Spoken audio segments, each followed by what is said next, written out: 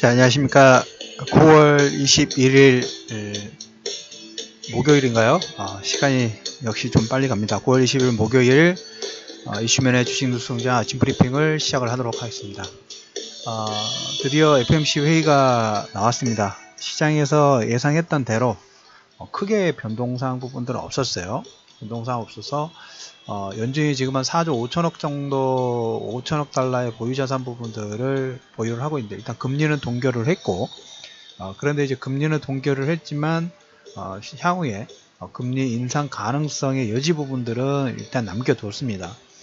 자산 축소 부분이라든지 금리 인상 관련된 향후에 그 코멘트 부분이 나왔을 때, 다우지수라든지 나스닥이라든지 하락 부분들이 좀 나왔어요. 그런데 기자회견을 통해 가지고 연준 회장이 여러 가지 설명 부분들을 진행을 했고, 그 연준 회장의 기자회견 부분에서 가장 핵심적인 부분은 향후에 어차피 물가 상승률의 어떤 기점 부분들, 경기지표 부분에 상당히 좀 예의주시를 하겠지만, 우리가 생각하는 만큼 성장률이라든지 어떤 문제 부분들이 발생했을 경우에는 자산 축소라든지 뭐 추가 양적 완화의 어떤 컨센서스 있죠. 이런 부분들을 기존에 매월마다 100억 달러 10월부터 그 다음에 3개월마다 이제 100억 달러씩 상향하고 그 다음에 최대는 500억 달러 정도 그러면 시장에서 예상 컨센서스에서 한 3년 4년 정도 3년 정도 해서 6천억 달러 정도의 규모 축소 부분들을 좀 진행하는 이런 시나리오 부분들 시장에서 어느 정도 컨센서스가 형성이 좀 된 부분들이 없잖아 좀 있습니다. 그래서 이렇게 일단 계획을 세웠지만 시장에서 어떤 뭐 변수가 물가 상승이라든지 이런 변수 부분이 생길 때는 언제든지 이 계획 부분들이 일단 잠시 연기를 하고 내려놓고 다른 카드를 쓸 수 있다. 자, 이런 그 코멘트를 하면서 다우지수가 뭐 보합선까지 플러스권으로 돌아가는 나스닥도 하락 부분들에서 상승을 일으키는 하나의 역할 부분들 했다. 그래서 결론적으로 보면 지수는 거의 뭐 움직이지 않은 거로 보셔도 될 것 같아요. 미국 지수 다우지수는 0.1%, 나스닥도 마이너스 0.08%니까 양쪽 다 혼조세입니다. 약보합, 보합선 근처에서 양쪽으로 움직였고, 여기에 이제 국채 수익률 자체가 상승 부분들이 좀 나왔고, 달러는 이 91일 선에서 이제 92대 중반을 넘어가고 있습니다. 유로화는 꺾였고, 거기에 이제 유가가 드디어 50달러를 돌파를 했어요. 유가가 50달러를 돌파를 했는데, 애플이 이제 장중에 한 3% 정도 하락 부분들이 좀 나왔어요. 우리가 이제 시장에서 방송을 통해서 자주 얘기를 드렸던 부분 중에 하나가 아이폰 X 모델이 이제 OLED 쪽인데 이쪽 수율이 워낙 첨단 기능 부분들을 많이 넣다 보니까 부품 공급이라든지 부품 수율이 조금 많이 지연이 되는 것 같아요. 그래서 그걸로 인해서 애플이 한 3% 이상 하락을 일으키는, 그리고 이제 애플 관련주도 한 5% 정도 하락을 일으키면서 나스닥이 하락 요인 부분들이 좀 됐고, 미국 시장 같은 경우에 체크할 부분들은 달러가 92 정도 올라왔다. 유가가 다시 50달러 선을 돌파를 했다는 건 잘 체크를 해 두시기 바랍니다. 물론 이제 유가의 상승 부분들은 재고 관련된 부분들하고 향후에 수요 기대감 부분들이 반영이 되면서 50달러 선까지 넘어갔습니다. 이제 우리가 이제 어제 이제 이런 얘기를 드렸어요. 뭐 특이사항 부분들이 일단 있으면 안 된다. 급격하게 진행이 되면 안 된다. 시장의 컨센서스대로 진행이 돼서 예상을 향후에 중요한 것은 자산 축소든 금리 인상이 어떻게 보면 자산 축소가 더 파급 효과가 크고 금리 인상은 별로 그렇게 중요하지 않아요. 자산 축소라든지 금리 인상 부분들이 특히 시그널 부분들이 났는데 중요한 것은 향후에 지금 경기보다 내년보다 내후년의 경기가 좋아질 거라는, 물가가 상승하고 금리가 점진적인 상승을 유지할 거라는 그런 컨센서스를 만드는 게 연준의 가장 최대의 타켓이라고 보시면 돼요. 이걸만 훼손시키지 않으면 돼요. 우리가 이제 리플레이션 시대 부분에서 인플레이션 시대로 지금 진입을 하기 위해서 작년과 재작년에 여러분들 보시면 디플레이션 시대에 있죠. 디플레이션 부분에서 유가가 20달러 선 30달러까지 하락 부분이 나왔다가 다시 이제 20달러 선에서 50달러까지 반등 부분이 나오고 거기서 이제 40달러 초반까지 내려왔다가 시장에서 이게 거기서 이제 관망하죠. 디플레이션 시대에서 리플레이션 시대 부분들로 됐는데 과연 여기에서 진짜 인플레이션 시대로 경기가 순항을 할 것인가, 계속 쾌수천을 가질 수밖에 없겠죠. 박스권 상단 분야, 고점 돌파 부분 나왔을 때 전고점에서 물량 소화 부분들은 당연한 거예요.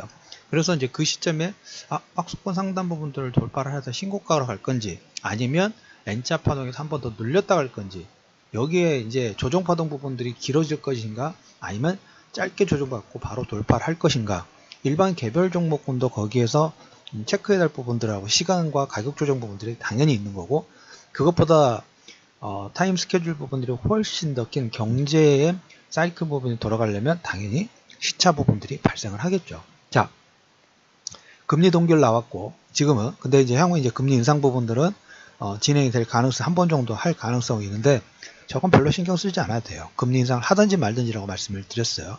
우리는 금리 인상이 나오더라도 그 속도가 가장 중요한 부분이기 때문에, 자산 축소는 이제 우리가 작년에 금리 인상은 내년에 3번 정도 하겠습니다라고 예정을 해줬죠. 그랬을 때 시장에서 어떻게 됐나요?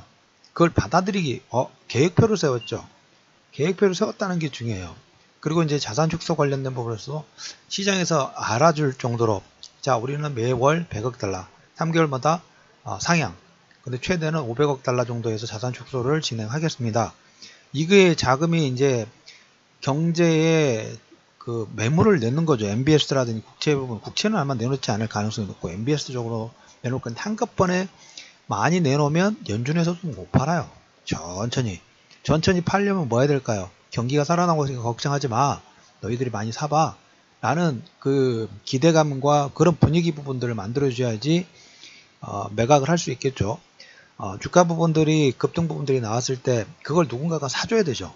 그럴 때 주가가 뭐 급등 부분 나왔다가 바로 꺾이는 경우가 있을 수도 있지만, 요즘에는 올려놓고 옆으로 횡보를 한 3년 4년 시키는 종목군도 있어요.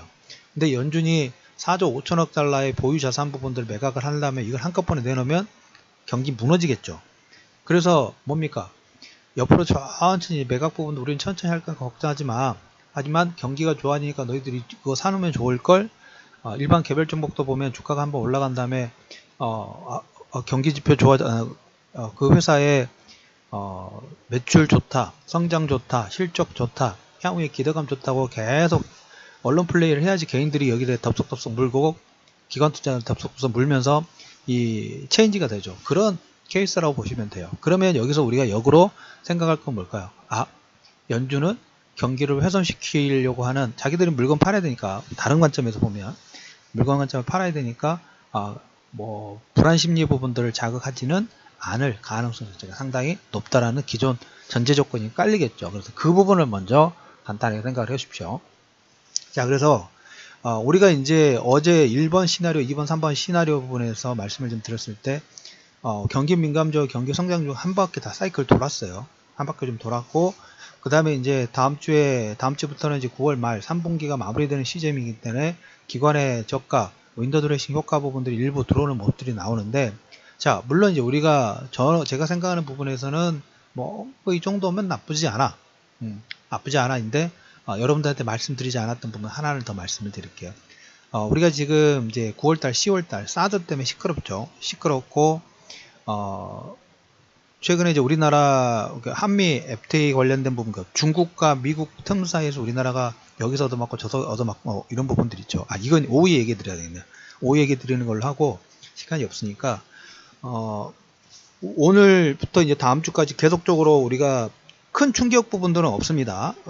내용상으로 근데 이걸 어떻게 받아들이냐, 시장에서 수급 부분들을 좀 딜레이를 시켰다가 작은 부분 운영할 건지, 뭐 크게 변수 부분은 없을 거라고 생각하지만, 우리가 또 모르는 부분들이 있을 수 있으니까 그 부분은 뭘로 투영된다 그러냐, 자금, 외국인들과 기관의 투자 성향 부분들을 분석을 하면서 진행될 수 있다고 말씀드렸죠. 그래서 1차적으로는 기존의 매매 원칙 부분들처럼 개별 종목군의 어떤 특성, 업종별 흐름 부분에 따라서 가장 중점 포인트를 좀 두도록 하겠습니다. SK하이닉스는 도시바 인수 선정 부분들에서 넘어갔고, 그 다음에 이제 중국 사드 관련된 부분을 통해서, 그럼에도 불구하고 뭐 코스맥스라는 두산인프라라든지 CJ CGV 같은 경우에는 별도의 특출난 기능 부분들이 좀 있어요. 코스맥스 같은 경우 중국 비중이 높은 게 아니에요. 미국 비중이 높아요. 그런데도 코스맥스, LG생활건강이죠. 코스맥스는 OEM 쪽을 이제 하고 있는데, 코스맥스, 두산인프라코, CJ, CGV는 사드 영향 부분에 크게 영향 부분들이 없는 것처럼 나오고 있고, 구글이 HTC를 아마 공식 인수 발표를 나올 것 같아요. 이건 픽셀폰 관련된 부분들인데, 이건 나중에 다시 한번 얘기를 드리도록 하겠고, LG화학이 최대 550km 정도의 충전을 했을 때 하는 전기차의 전기 버스 업체에 배터리 공급 부분들을 하고, 라인이 태국이어서 일본서도 배달 오토 서비스 순항하고 있습니다. 50일 만에 회원수 150만 명 돌파. 우리나라 지금 카카오도 서비스를 좀 잘하고 있어요. 카카오 내비, 카카오 인공 AI 이 확대 부분들을 좀 잘 진행하고 있는 것도 체크해 놓으시고, 현대차가 대당 1억짜리인데 500대인가요? 500대 인도네시아 쪽에 판매 부분들을 좀 진행했다. 인도네시아 대형 트럭 액션 트럭 500대 공급 부분들을 좀 진행했다라는 코멘트를 좀 드리도록 하겠고요. 오늘 이제 갤럭시 노트라든지 그 다음에 V30 아이폰은 조금 딜레이 될 것 같아요. 그래서 아이폰 관련된 부분들은 부품 라인들은 기대치만큼 너무 급격하게 생각하실 필요는 없다. 좀 시차로 좀 두고 보실 필요가 있다는 말씀드리고, LG 디플 관련된 부분에서 전략적으로 지금 중국 투자 관련된 부분에서 LG 쪽에서는 뭐 크게 문제가 없을 거라는 코멘트를 했는데, 저는 이제 그걸 어차피 중국이 하느냐 우리나라 하느냐 투자 부분들은 진행될 거예요. 투자를 진행할 건데, 저는 제 개인적인 생각 부분들로는 지금 중국 같은 경우에 지금 사드로 인해서 우리나라를 지금 엇박을 하고 있죠. 엇박하고 있는데, 중국이 시장 경제자주의라는 부분들이 있어요. 글로벌 전체적으로. 우리나라는 인정을 해주긴 했습니다. 박근혜 정부가. 근데 중국이 못 받은 게 유럽이라든지 미국 쪽에도 아직 못 받았어요. 근데 그 카드를 이번에 보니까 사드를 WTO에 제소하지 않겠다라는 그런 코멘트를 하면서 우리가 가지고 있는 카드 그 중에 하나예요. 그러니까 중국이 사드 관련된 부분에서 뭐 허가 안 해주고 폐쇄시켜버리고 이렇게 하고 엇박 부분들을 진행할 때 경제주의자주의 부분들에 대해서 반격 부분 카드하고, 그 다음에 LG 건 물론 큰 건 아닙니다. 뭐 중국 입장에서 뭐 저 회사가 투자를 하든지 말든 별로 신경을 쓰겠어요. 하지만 기술 관련된 부분에서는 우리가 OLED 쪽에서 LCD 다음으로 OLED에 대한 기술에 대해서 수요 부분들이 어마어마하고 중국이 그걸 원하는 부분이기 때문에 그냥 여러 가지 협상 카드 중에 하나인 거죠. 그리고 또 하나 더, 중국이 저렇게 지금 사드를 가지고 공격할 수 있는 부분 중에 하나가 뭐냐면 10월 달에 여러분들 일단 체크만 해두세요.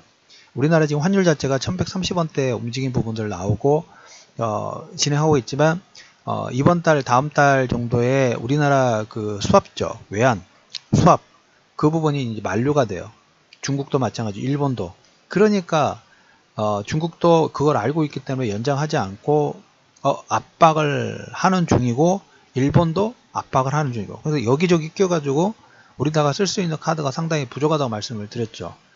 그래서 여러 가지 협상 카드 중에 LG 디플도 그냥 작은 그냥 하나의 카드 정도로 사용되기를, 저기가 지금 급한 게 아니에요. 그게 급한 게 아니라 10월 달에는 일단은 뭡니까, 금리 인상 기조 부분들하고 자산 축소 부분이 되기 때문에 어떻게 될지 모르지만 안전판 역할 부분들은 좀 해놔야 되겠죠. 근데 중국이 사드의 엇박 부분들 하면서 프레스를 하게 해서 그 카드에 대해서 별로 지금 코멘트는 안 하고 있어요.